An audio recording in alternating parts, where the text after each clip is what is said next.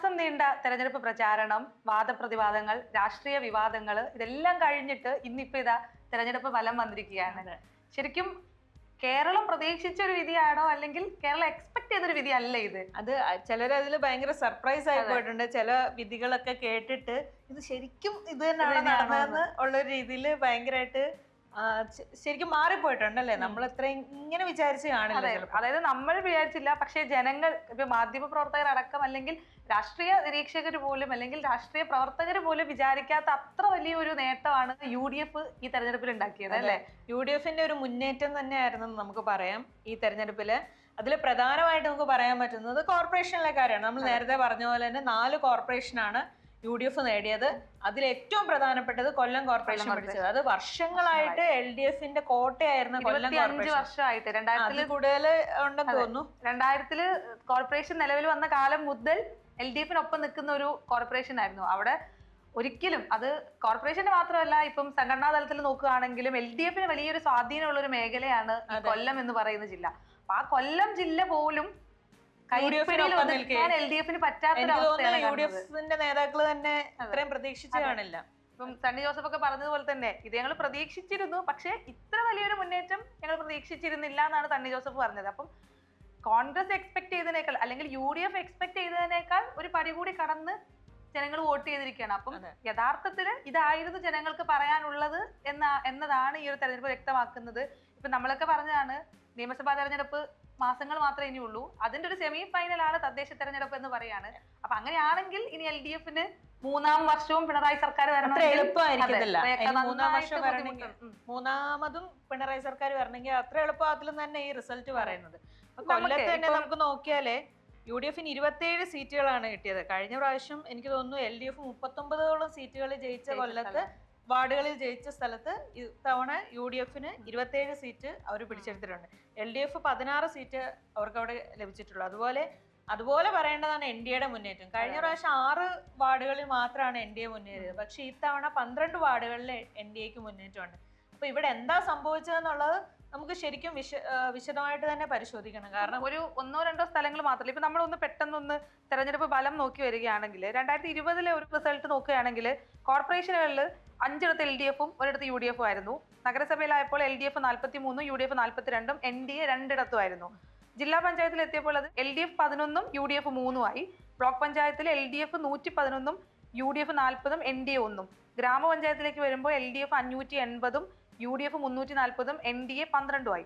പക്ഷെ ഇപ്പൊ ഇന്നത്തെ തെരഞ്ഞെടുപ്പ് ഫലം വന്നു, അത് ഉൾട്ടടിച്ചു എന്നൊക്കെ പറയുന്നത് പോലത്തെ ഒരു അവസ്ഥയായിരുന്നു. കോർപ്പറേഷനിൽ നമ്മൾ നോക്കുകയാണെങ്കിൽ 4 UDF വിജയിച്ചു, 1 NDAയും 1 LDF-ഉം ആണ്.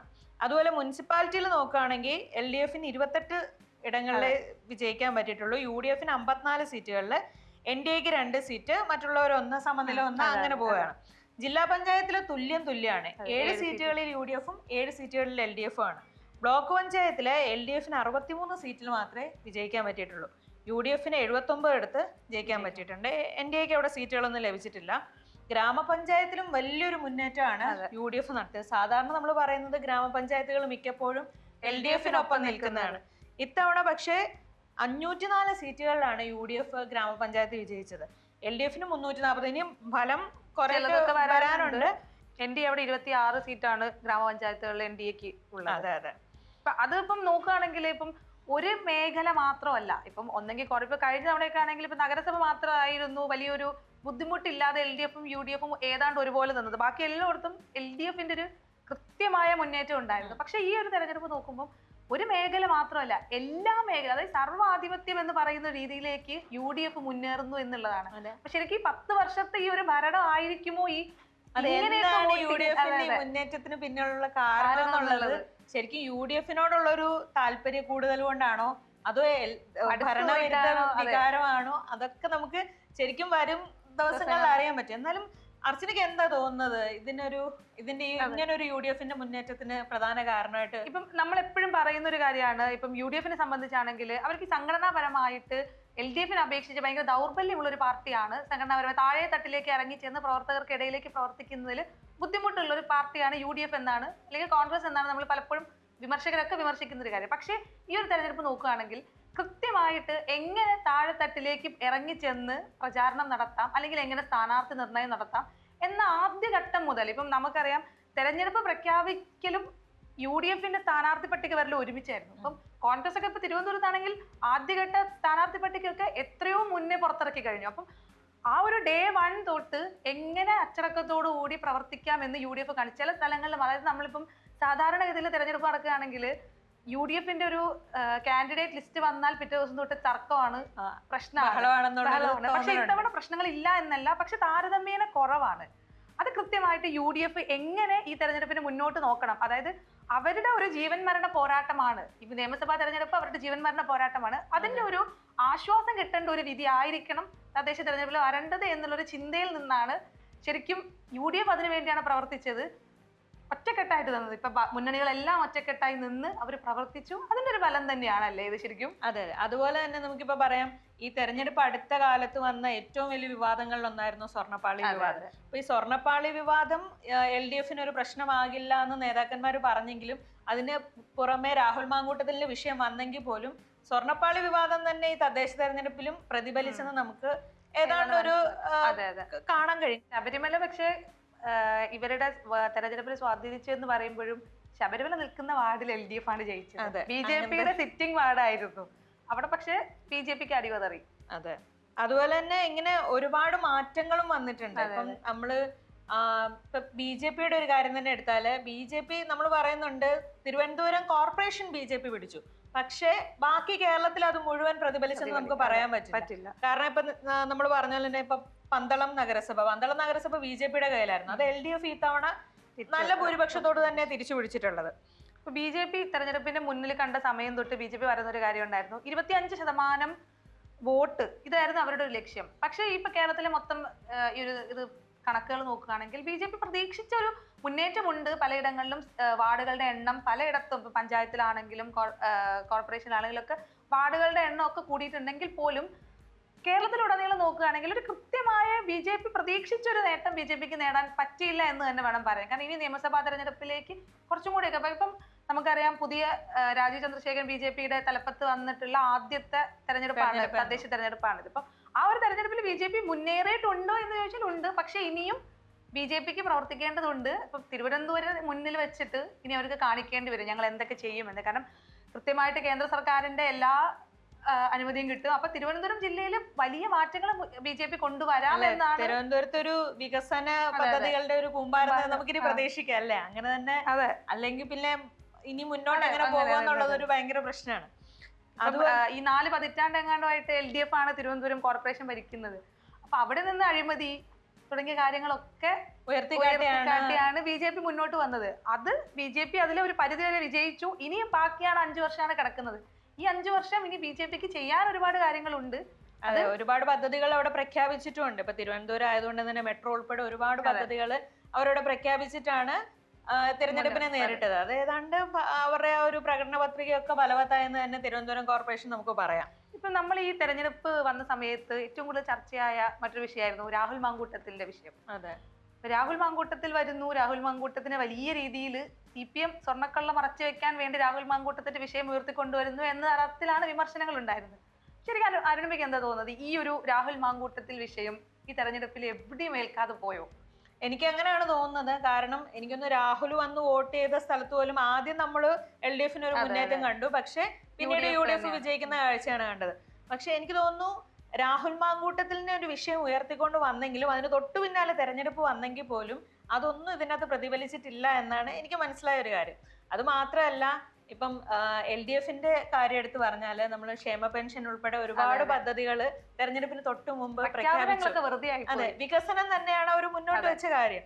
പക്ഷെ അതും തെരഞ്ഞെടുപ്പിൽ പ്രതിഫലിച്ചിട്ടില്ലെന്ന ഈ റിസൾട്ട് തന്നെ. കാരണം MM മണി തെരഞ്ഞെടുപ്പ് കഴിഞ്ഞപ്പോ പറഞ്ഞതാണ് കൊടുത്തിട്ടും ഒരു കാര്യം ഉണ്ടായില്ല. അപ്പൊ ശരിക്കും ജനങ്ങൾക്ക് വെറുതെ അവരെ കണ്ണിപ്പൊടിയിടാൻ വേണ്ടിയിട്ട് പലതും പ്രഖ്യാപനങ്ങൾ മാത്രം ഒതുക്കിയാൽ കാര്യമില്ല. അവർക്ക് ഏതൊക്കെയോ തരത്തിൽ ചിലപ്പോൾ ഭരണവിരുദ്ധ വികാരം ഉണ്ടായിട്ടുണ്ട് എന്ന് തന്നെയാണ് ശരിക്കും തെരഞ്ഞെടുപ്പ്. മറ്റു വിവാദങ്ങളൊന്നും അല്ലെങ്കിൽ മറ്റു അധിക്ഷേപങ്ങളോ കാര്യങ്ങളോ ഒന്നും അതിൽ പ്രതിഫലിച്ചിട്ടില്ല എന്ന് തന്നെ പറയാം. ഇപ്പൊ LDFന്റെ ഒരു ഭാവി എന്ന് പറയുന്നത് ശരിക്കും അടുത്ത ഒരു പിണറായി സർക്കാർ, അതായത് 3ാം പിണറായി സർക്കാർ എന്നുള്ള ഒരു ടാഗ് ലൈനിൽ അവർ ഇപ്പോഴേ പ്രവർത്തിച്ചു തുടങ്ങി. ഇപ്പം സൈബർ ഇടങ്ങളിലൊക്കെ ആണെങ്കിൽ പിണറായി വീണ്ടും മുഖ്യമന്ത്രി ആവുന്നു, അല്ലെങ്കിൽ LDF വീണ്ടും ഭരണത്തിൽ വരുന്നു എന്ന രീതിയിലാണ്. പക്ഷെ അത് ഇനി ഇത്തിരി ബുദ്ധിമുട്ടുള്ള ഒരു കാര്യമായിരിക്കും. കാരണം ഈ ഒരു തദ്ദേശ തെരഞ്ഞെടുപ്പിൽ ഇത്തരം ഒരു തിരിച്ചടി, ഇപ്പം ഉറച്ച കോട്ട എന്ന് പറയുന്ന സ്ഥലങ്ങൾ, ഇപ്പൊ കോഴിക്കോട് മാത്രമാണ് LDF ഒരു ആശ്വാസത്തിന്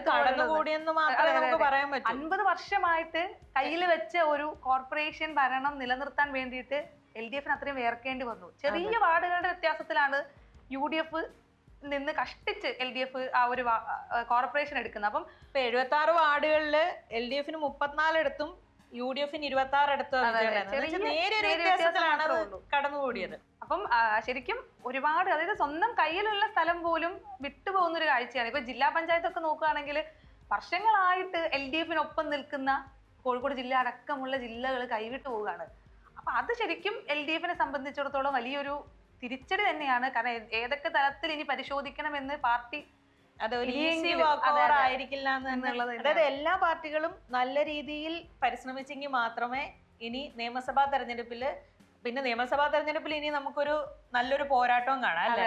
ചിലപ്പോ ഒരു ത്രികോണ പോരാട്ടമായിരിക്കും, ചിലപ്പോ അല്ലെങ്കിൽ LDF UDF തമ്മിൽ ഭയങ്കര ഒരു മത്സരം കാണാം. പക്ഷെ കഴിഞ്ഞ 2 തെരഞ്ഞെടുപ്പുകളിലും നമ്മൾ അത് അത്രയും കണ്ടിട്ടില്ല. പക്ഷെ ഇനി വരാനിരിക്കുന്ന ഒരു തെരഞ്ഞെടുപ്പ് ശരിക്കും ഈ തദ്ദേശ തെരഞ്ഞെടുപ്പ് പോലെ ഒരു സൂചനയാണ്. ഇനി വരാനിരിക്കുന്നത് അത്ര എളുപ്പമുള്ള ഒരു തെരഞ്ഞെടുപ്പല്ല എന്നൊരു രീതിയാണ്. അതുപോലെ തന്നെ ഇപ്പം ഞാൻ പറയട്ടെ, ഇപ്പം UDF ആണ് NDAക്ക് വഴിവെട്ടി കൊടുക്കുന്നത് എന്നുള്ളൊരു പ്രചാരണം ഭയങ്കരമായിട്ടുണ്ടായിരുന്നു. പക്ഷെ അതും മാറ്റിമറിക്കുന്നതല്ലേ ഈ തെരഞ്ഞെടുപ്പ് ഫലം, അങ്ങനല്ലേ നമുക്ക് തോന്നുന്നത്? അതായത് ഇപ്പൊ തിരുവനന്തപുരം കോർപ്പറേഷൻ തന്നെ നമുക്ക് എടുക്കാം. 2020 UDF 10 വാർഡുകളിലാണ് അവിടെ ജയിച്ചത്. LDF 51, NDAക്ക് 34 വാർഡുകൾ ഉണ്ടായിരുന്നു. പക്ഷെ 2025 വരുമ്പോൾ UDF അവരുടെ നില മെച്ചപ്പെടുത്തിയിട്ടുള്ളൂ. 19 ഇടങ്ങളിൽ UDF ജയിച്ചു. LDF ആണ് ശരിക്കും പതറിപ്പോയത്, 29 ഇടങ്ങളിലേക്ക് താഴ്ന്നു. NDA 50 ഇടങ്ങളിലാണ്. അപ്പം ശരിക്കും പറഞ്ഞാൽ തിരുവനന്തപുരം കോർപ്പറേഷനിൽ BJP മുന്നോട്ട് വന്നു, അല്ലെങ്കിൽ NDA മുന്നോട്ട് വന്നു. അതേ സമയത്ത് തന്നെ കോൺഗ്രസിന്റെ വോട്ടുകളിലല്ല അവിടെ വിള്ളൽ വീണത്. വാർഡുകൾ കൂടിയിട്ടുണ്ട് കഴിഞ്ഞ പ്രാവശ്യത്തെക്കാളും. അപ്പൊ അതും നമ്മൾ ഈ പറയുന്ന വിവാദങ്ങളൊക്കെ മാറ്റിമറിച്ചൊരു തെരഞ്ഞെടുപ്പാണ് ഈ തദ്ദേശ തെരഞ്ഞെടുപ്പ് എന്ന് തന്നെ നമുക്ക് വ്യക്തമായിട്ട് പറയാം അല്ലെ. ഫലം വരുമ്പോ അത് തന്നെയാണ് നമുക്ക് വ്യക്തമാവുന്നത്. നമ്മൾ ഈ LDF ഒരു തകർച്ച പറയും. ഇപ്പൊ കൊല്ലം കോർപ്പറേഷൻ നമ്മൾ നേരത്തെ പറഞ്ഞു. ഇപ്പൊ കൊല്ലത്തെ ഒരു അവസ്ഥ നോക്കുകയാണെങ്കിൽ ഇപ്പൊ വർഷങ്ങളായിട്ട് ഭരിക്കുന്നു.